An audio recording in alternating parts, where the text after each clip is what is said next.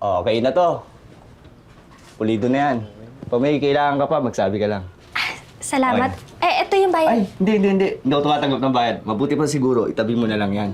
Para hindi ka nasisingalan ni Aling Tess.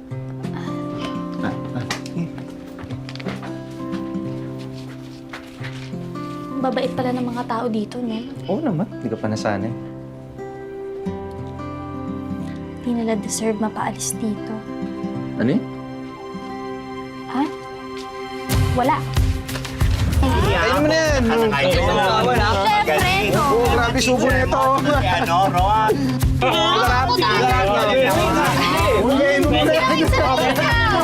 Kailan balik ka na? Ako, pangalawang drum na to. Kaya pala lang, kanina ba atin? Bahay na to, napakagod. Wala nang agaw itong kisame mo.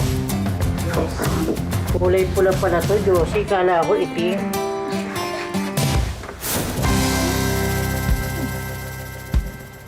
At saan mo naman nakuha ito, Aber? Sa paninda ko. Aling Tess naman. Kabayad na nga si Josie, kini-question mo pa. O siya, sige na. Buti naman nakabayad na kayo. At sana naman sa susunod, ha? Huwag na kayo madelay. Okay? Adios!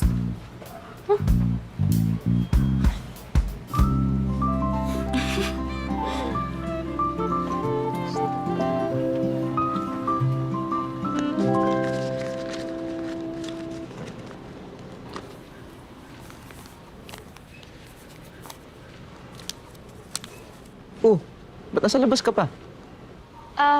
Bibili lang sana ako ng makakain. Tuloy pala to. Ah, oo. May nakabili na daw ng lupang to eh.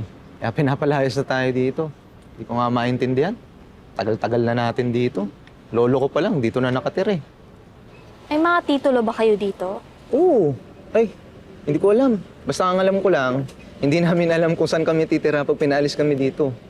Tsaka, nakakalungkot isipin. Wawatak-watak na tayong magkakapitbahay.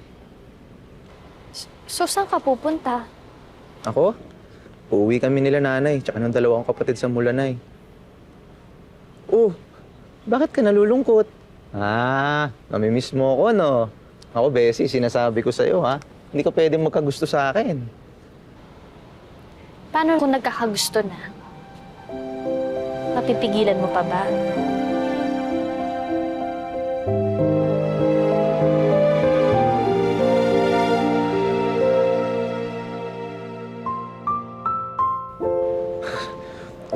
Huwag na, Bessie.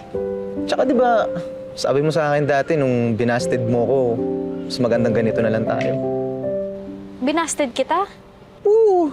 Ayan ka na naman, may amnesia ka na naman. Di ba nga nung nililigawan kita nung high school graduation, sabi mo sa akin, sayang friendship, tsaka magka-college ka pa. Eh, kaso namatay naman yung nanay mo nun. Hindi ka rin nakapag-college. Sorry, napaalala ko pa tuloy.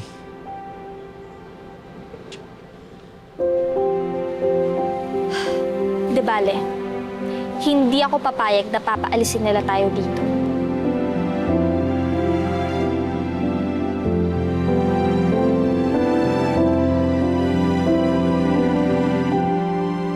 Kahit araw-araw mo kaming takutin, hindi kami aalis dito! I already bought this property. And I have every right to evict all of you. Hindi kasi Paano tayo niya, no?